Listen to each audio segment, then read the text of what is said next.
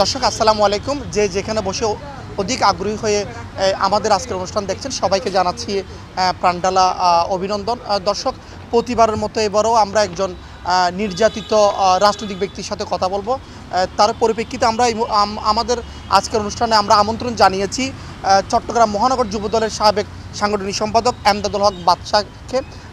আপনাকে আমাদের অনুষ্ঠানে স্বাগতম জানাচ্ছি। আমরা বাদশার কাছ থেকে আজকে জানবো, অর্থাৎ 2008 সাল থেকে 2024 সাল পর্যন্ত প্রায় 58টি তিনি মামলায় অন্তর্ভুক্ত ছিলেন, এমনটি আমাদেরকে জানিয়েছেন। আজকে তার পারিবারিক, তার রাজনৈতিক, তার পরিকল্পনা সম্পর্কে আমরা তার সাথে একটু কথা বলবো। কেমন আছেন আপনি? একটু আমরা প্রথমেই আপনার কাছ থেকে একটু জানতে চাচ্ছি, এই যে আপনি 2009 সাল থেকে 2024 সাল পর্যন্ত প্রায় 55টির মতো মামলা খেয়েছেন, আসলে বিএনপির কাছ থেকে আপনার কি প্রত্যাশা করছেন এবং আপনার পরিকল্পনা কী আছে একটু যদি আমাদের বলতেন। আসলে বিষয়টা হলো যে আমরা তো আসলে রাজনীতিবিদ। আমরা যখন রাজনীতি করি আমরা জানি আমরা রাজনীতিবিদে আমাদের বিরুদ্ধে মামলা হবে, হামলা হবে, এটাই স্বাভাবিক। তবে এক রাজনীতিবিদদের মামলা হবে, কিন্তু দেখা গিয়েছে আওয়ামী ফেসিবাদের আমলে যে রাজনীতিবিদ যারা রাজনীতি করতো একসময় তাদেরকে প্রশাসন একটা সম্মান করতো, মানুষ সম্মান করতো, কিন্তু আওয়ামী লীগ গভর্নমেন্টের আমলে কিন্তু এই জিনিসটা হয়নি। রাজনীতিবিদদের বিরুদ্ধে এত বেশি মামলা হামলা হয়েছে, এগুলো খুবই দুঃখজনক। এগুলো আসলে আমরা যেটা মনে করি, রাষ্ট্রর যেই গণতান্ত্রিক রাষ্ট্রগুলি আছে একমাত্র রাজনীতিবিদেরা রাষ্ট্র পরিচালনা করতে পারে। বাংলাদেশ জাতীয় দল বিএনপি একটা বিশাল রাজনীতি দল, বাংলাদেশের দক্ষিণ এশিয়ার সবচেয়ে একটা জনপ্রিয় রাজনৈতিক দল। এই রাজনৈতিক দলের একজন কর্মী হিসেবে আমরা গর্বিত। তো আমরা চাই এই রাজনৈতিক দলের মধ্য দিয়ে মানুষের সেবা করার জন্য, জনগণের সেবা করার জন্য আমরা দল থেকে সেই আশাতে প্রত্যাশা করি। এবং যদি মানুষের সেবা করতে হয়, জনগণের সেবা করতে, দেশের সেবা করতে হয়, তাহলে অবশ্যই আমাদের যে একটা রাজনৈতিকভাবে যে একটা ক্রাইটেরিয়া রয়েছে, ধরুন আমরা ইউনিট পর্যায়ের নেতা, ওয়ার্ড পর্যায়ের নেতা, থানা পর্যায়ে, মহানগর পর্যায়ে। তো আমি যে চট্টগ্রাম মহানগর যুবদলের সাবেক সাংগঠনিক সম্পাদক ছিলাম 2018 সাল থেকে আমি দায়িত্ব পালন করেছি। এই 2024 সালে এসে আমাদের কমিটিটা বিলুপ্ত করা হয়, যেহেতু আমাদের মেয়াদ উত্তীর্ণ হয়ে গেছে। আশা করি সামনে রিসেন্টলি একটা নতুন কমিটি হবে। সেই নতুন কমিটিতে আমি সাধারণ সম্পাদক পদপ্রার্থী। আমি আশা করব আমাদের হাইকমান্ডের কাছে যে আমি সাধারণ সম্পাদক, আমাকে যদি দায়িত্ব দেওয়া হয় অবশ্যই আমি দেশের জন্য, রাষ্ট্রের জন্য, জনগণের জন্য এবং দলের জন্য কাজ করে যাব। এটাই আমরা প্রত্যাশা করি।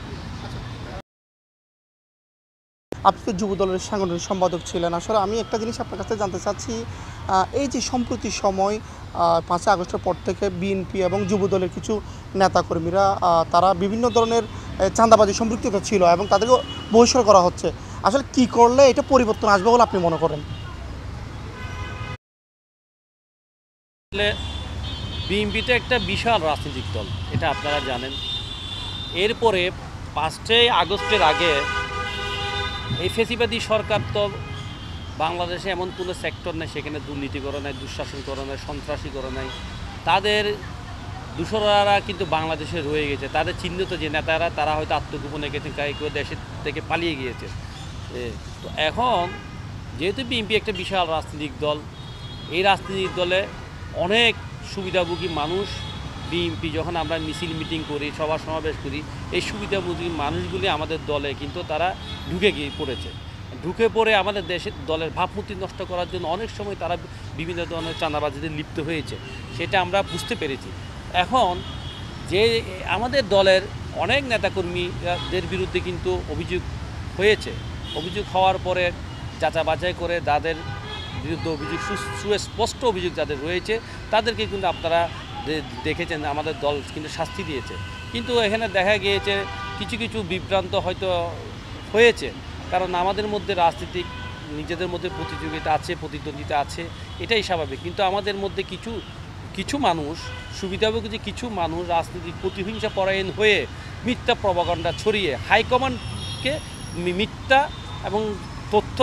তথ্য দিয়ে তাদেরকে এটা বিভ্রান্ত করেছে বলে আমি মনে করি আর কি। কিন্তু বিগতের প্রথমে যেই অভিযোগগুলি ওখানে গিয়েছে, পরবর্তীতে যে অভিযোগগুলি গিয়েছে তারা কিন্তু এগুলি ভালোভাবে যাচাই বাছাই করে কিন্তু তারা কিন্তু সিদ্ধান্ত নিয়ে যান। আচ্ছা, আমার সর্বশেষ প্রশ্ন হচ্ছে কি, এই যে আমি আপনার সম্পর্কে আসলে প্রায় জায়গায় শুনেছি আপনি যথেষ্ট সুনাম রয়েছে এবং আমি ফেসবুক দেখেছি আপনার যথেষ্ট ফলোয়ার্স রয়েছে।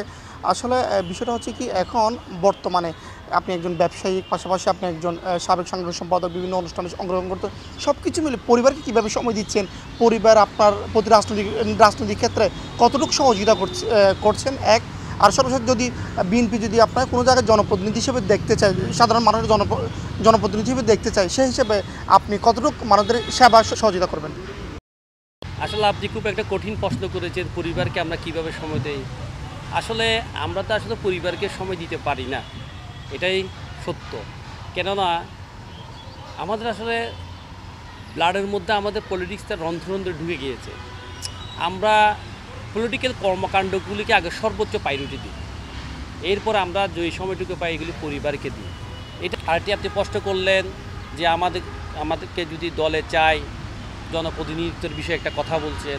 আসলে এই বিষয়টাতে প্রত্যেকটা রাজনীতিবিদের আশা আকাঙ্ক্ষা থাকে, সে একজন কমিশনার হবে, সে একজন এমপি হবে, ইত্যাদি ইত্যাদি হবে, মন্ত্রী হবে, এগুলিতে থাকে।